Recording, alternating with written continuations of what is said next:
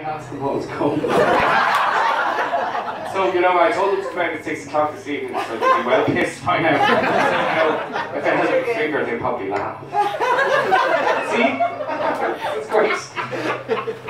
So we decided a couple of weeks ago when we were here that it'd be a great idea after the gig had finished, you know, let's go to Copperface Jack's. Great idea. What a wonderful idea. At my age, don't go to Copperface Jack's for very obvious reasons. But we said the vodka decided, yeah, it'd be a great idea to go to Copperface Jack's. We all went into Copperface Jack's, we go downstairs and we get this big CFJ stamp on your hand, which takes about 7 days to get off your fucking hand. So every morning you wake up, you see Copperface Jack's on your wrist for 5 or 7 days and you can't get it off. But you go downstairs into Copperface Jack's anyway, and it's only a fiver in, so like I didn't mind that much. But it can only be described as a school assembly hall, really. They're so fucking young, aren't they? I felt like a real old man in there. And they're all screaming, ah, this is great! And I didn't even know what the music was. And I had to ask this young girl, I was like, what the fuck is that music? And she goes, it's Ariana Grande. Oh my god, it's Ariana Grande. I was like, Ariana fucking Grande. I thought Ariana Grande was a coffee in Starbucks. I'm too old to be here. Anyway, so I was like, well, I've just done a little bit of stand-up, so I don't want to fucking sit down and like look around the place, going, where do I sit? There's nowhere to sit down in Copperface Jack's, which is another reason why I'm too old to be there. So we're all standing around anyway, and I thought, okay, this is not too bad, it's not too bad, just chill out, take a few deep breaths, it'll be fine, it's grand. Then some fucking young fella passed me by and he goes, alright, that. Yeah, great. I want to go home. That's just a joke. So, do you know what? I just tell you what, I'm going to have to get out of this big arena that's Copperface Jack's. There's a smoking area out the back. So we went out the back. It's a bit quieter out there, at least you can hear yourself and you're not listening to fucking Ariana Grande over the music or the DJ. So we're talking around, we're standing beside this young fella, right? The guys are very, very brave these days. We weren't half as brave as they are these days. They're very courageous, okay? We were standing beside this young girl, obviously on the pull. And I was like, trying to listen to everything he was saying. And these guys are so, so courageous. I was in Boots about a couple of weeks ago, and there's this young fella in front of me in the queue, and he just flung a big pack of condoms up onto the desk, and he goes, I'll just take them on the pull completely, right? I was behind him with my anti-anxiety prescription and my heat pads. Because I hurt myself opening the fridge 2 days before.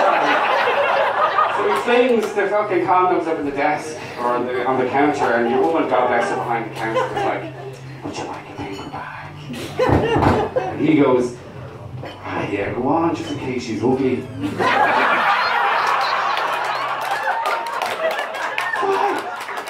I instantly popped into the anti-anxiety tablet because I was like, fuck this, I can't get over this. Anyway, we're out in the smoking area, right, and your man, he says to this girl, do you want a drink? And she goes, yeah, go on, get me a Jaeger bomb. They're all drinking Jaeger bombs nowadays. Fucking hell, not the truth. Okay. She gets him a Jaeger bomb, she skulls back the Jaeger bomb, and he's really shaking up to her, and he's like, so, any chance to ride? She's like, the fucking boat with it. I wouldn't ride you if you had pedals. She's just as brave as what he is. So we were all shocked listening to all of this, right? And he goes, so you're saying I'm not your type? And she said, no, I'm not saying that at all. You're about 26 Jaeger bombs away from being... Hello?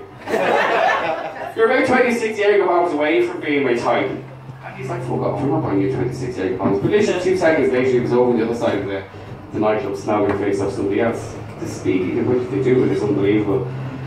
So I was getting like a bit antsy. I really have to go home. Like, I've had enough to drink, I don't want to be here, everyone's really young. I look like I'm a representative from social services. They're all looking at me really weird, even the bouncers are going, oh.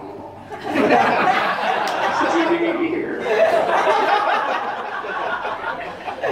So we get into a taxi and we go home, and that's the end of that. I never go back to Coppers tonight again. I live home, I'm not going to Coppers at all. See, at my age, I did think for 1 second that I'm young enough to go to Coppers. Of course I'm young enough to go to Coppers, guys. Yeah. Wrong, man. So anyway, we get home, and hangovers when you're my age, it doesn't matter whether you have 1 drink or whether you have 50 drinks. The hangovers are shocking. And you wake up like this, you've only one eye open, say it's about 9 o'clock in the morning and you're like this.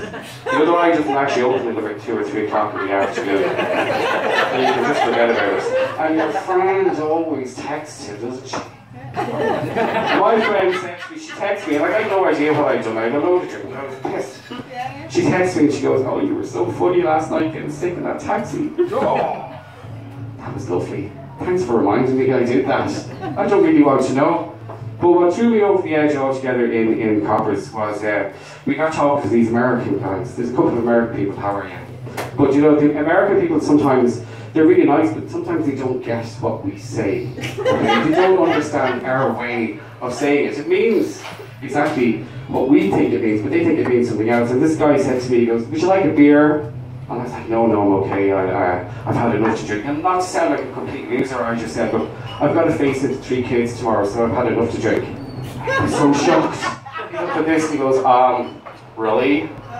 Did you just say you've got to have your face in 3 kids tomorrow morning? Because I don't know where you're from, but that's illegal where I'm from. So then I just had to go home. Speaking of kids, I had my first opportunity of overnight babysitting 2 little girls. One is my goddaughter there about 4 or 5 weeks ago. That's an experience. Who's got kids here? Have you got kids? Have you got little kids? What do you do now on Tuesday night? Are they in care? But anyway, I thought this is going to be a piece of this. Fuck it. What could possibly go wrong with 2 little girls? One girl's name is Lucy. She's 5 years of age. Her sister Sarah is 9 months younger than her. She was a complete mistake. Her mother, every time Sarah gets on her mother's tits, her mum goes, you know, your name was going to be Charlie because that's the only fucking reason you were born. So get out of my face.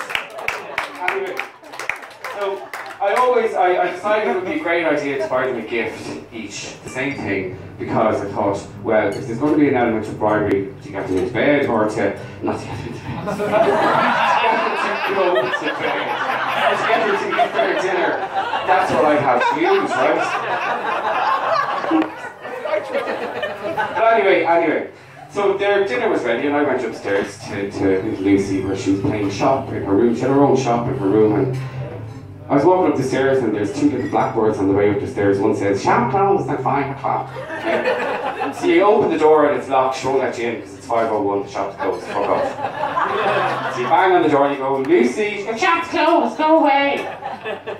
Lucy, if you come down there to have something to eat, I've got 2 surprises for you. And that's all a child needs to hear is the word surprise. Because then they take the door off the hinges and gets down the stairs really quickly. So she eats her dinner and she goes, what's the surprise, what's the surprise? So I bought them these little bubble guns. They're all into bubbles these days, aren't they? So 2 little bubble guns I bought, right? Take them out of the box. I didn't know you needed batteries for a bubble gun. But you do. And I had none. So I was like, oh fuck, what am I going to do now? I have no batteries, these guns aren't going to work. And Lucy pipes up and goes, it's okay, Paul. We can just go upstairs and take the batteries out of Mummy's toys. My new toy. So immediately I took out the phone and I went, hi, to her mother. I was like, hi, you having a great time? Kids are fine. And just to let you know, I now know why your little pet rabbit doesn't work. Ask your daughter when you get home. So rather than say, I just went, no, let's not. Let's just go to the shop and let's buy batteries. So we go to the shop, pack the 2 kids into the car, drive down to the shop. I said to the man behind the counter, can I have 900 AA batteries because I don't want to ever have to go through this embarrassment ever again. So he gives me all the batteries and we go back home.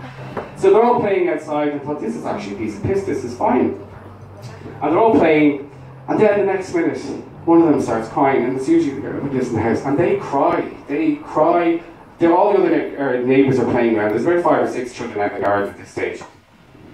And they were bawling, she came in bawling, rising, what am I going to do? And she's crying like all the other children have been murdered right in front of her. That's the high pitch of her voice. I was like, what's wrong with you?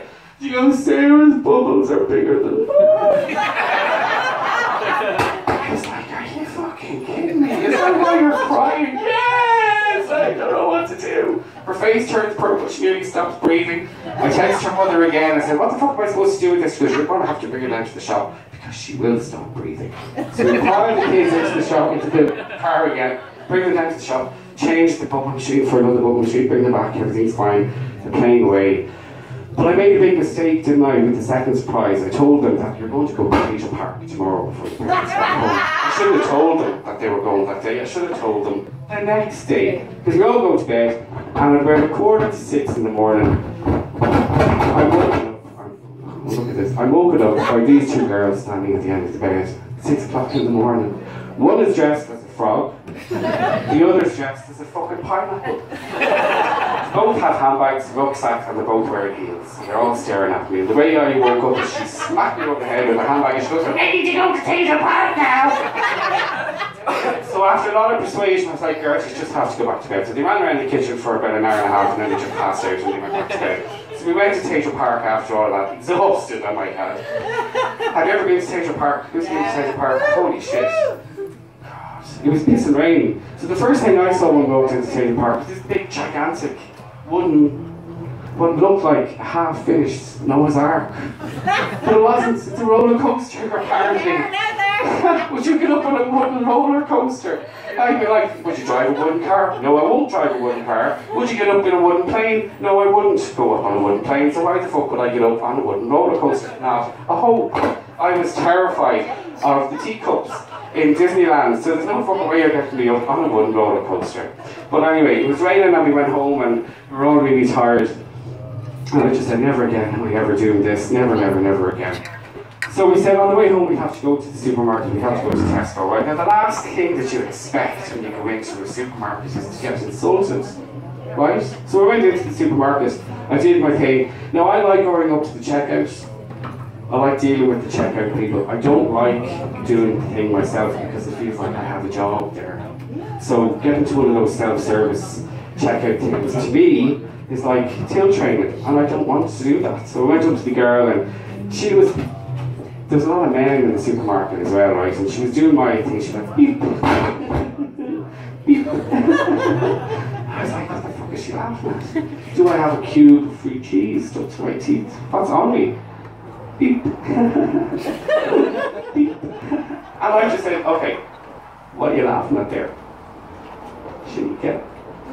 And she goes, so you're the only gay in the village. And I was like, get the fuck? What? What? She says, well, you know, there's a guy in front of me and he's got a slab of Guinness. The guy behind us got a 2-litre cider. The guy behind him has got a big slab of Stella Artois. What have you got?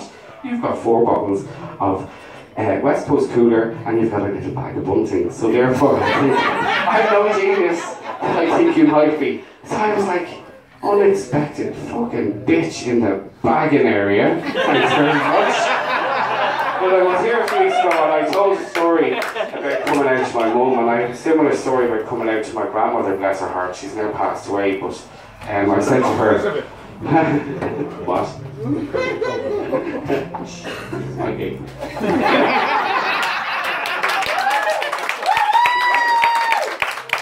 So my grandmother didn't suffer fools lightly. She passed away. She was in her 80s then, and she goes to me, and she's a country woman as well. You don't suffer fools either. And she said, so you're one of those fellas, are you? And I was like, yeah, I suppose I am really. Is that okay? And she said, well, absolutely. She said, well, you were wearing your mother's shoes for the first 5 years of your life. So I didn't exactly think Manchester United were going to be coming along and signing you up to the trials anytime soon, especially in those heels. But I'm fine with it, you're grand. But that's my stories, and I've been told, you know, I have to wrap it up. So thanks again for listening to me, folks.